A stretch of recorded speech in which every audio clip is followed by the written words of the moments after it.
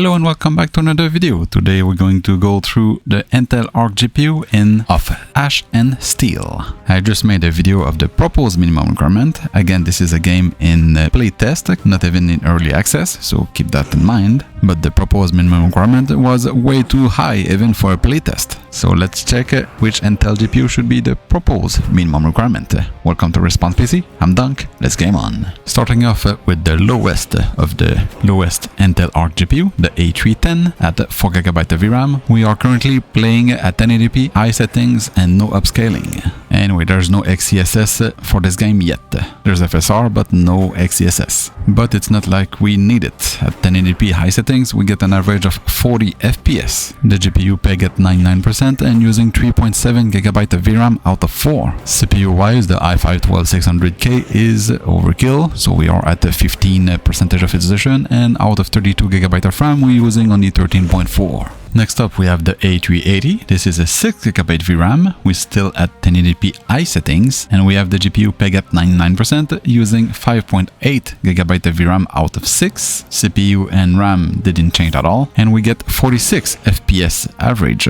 So we gain 6 FPS from the A310 to the A380. Also keep in mind I'm in the area that I find that was the most demanding for GPU so far. So do expect higher FPS anywhere else on the map.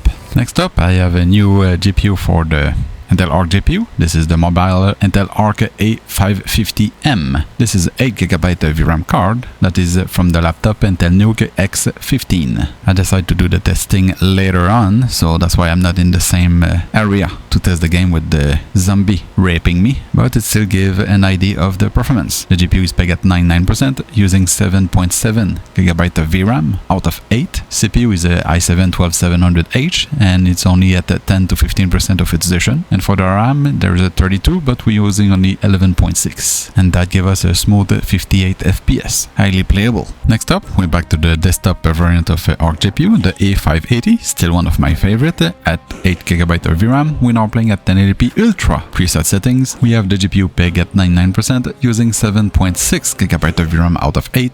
CPU doing almost nothing at 20% utilization, and the RAM we are at 14.2. This gives us an average FPS of 81. I repeat, 81 FPS at Ultra settings 1080p and no upscaling of whatsoever. I love this card. It's the GTX 1060 from NVIDIA or the RX 580 from AMD. This Intel Arc A580 is the best budget card you can get if you can put your hands on one. I mean, in terms of fame, the A580 should get the fame as the GTX 1060 6GB or the RX 580, because in terms of performance, the A580 destroyed the GTX 1060 and the RX 580. Jumping to the mobile variant again, and in the 700 series, the A730M, again for a laptop, for the NUC X15. This time we have 12GB of VRAM instead of 8 from the A550M. I'm playing at 1080p Ultra settings. I should have dropped to high, because at Ultra settings we only get 35 FPS.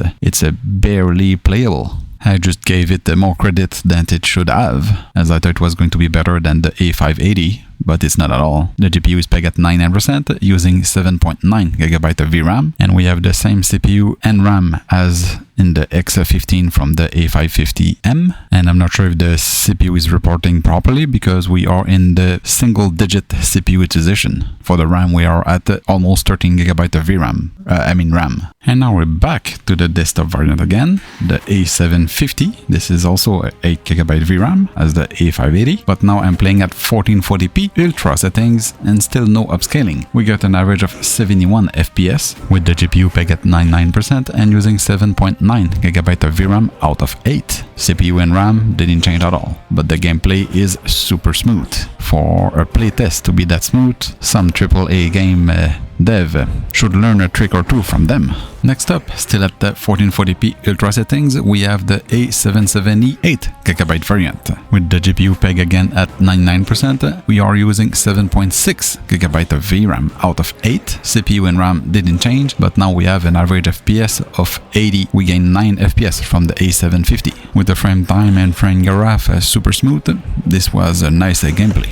Then upgrading in VRAM, we have the A770 LE. We now have 16GB of VRAM available, even though the core clock is a bit lower because my 8GB variant is an overclock variant. And at 1440p ultra settings, we lost actually 2 FPS. We're now at 78 FPS average, but we are using 9.2GB of VRAM. The only difference I saw between the two cards is not the 2 FPS average, but is the texture appearing. Since there's more room for VRAM, the texture, I guess, load earlier and they don't pop while you're walking.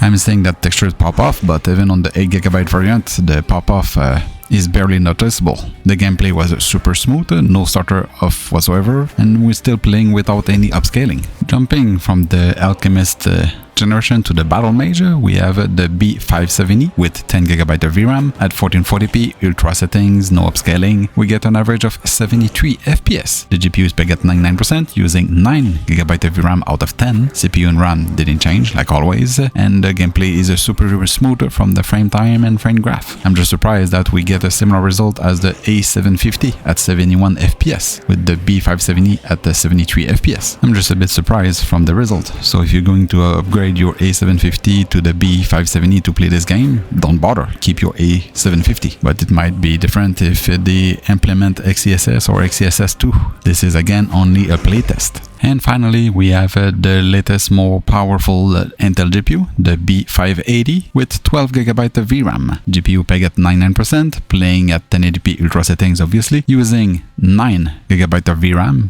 out of 12. CPU RAM still didn't change, and the frame time is again super smooth. We obviously get the highest FPS count from the latest and greatest Intel Arc GPU, but not by a big margin, as the A770 8GB overclock clocked the FPS at 80, and the A770 LE with 16GB of VRAM clock at 78 FPS. But at least it's highly playable if you already have one. And that's all for the Intel Arc GPU on of Ash and Steel. We can almost confirm that the proposed minimum requirement with the Intel Arc should be the A310, and if you put in the same basket as what the dev already put, the GTX 1070 or the RX 5700 XT, should probably be the A580, but that is without any upscaling. So if XeSS or XeSS 2.0 ever come to this game, the Intel Arc GPU will perform really well, I'm pretty sure. But remember, this is only a playtest, not even an early access. And that's all I have to say. Thanks for watching, see you in the next one, and subscribe.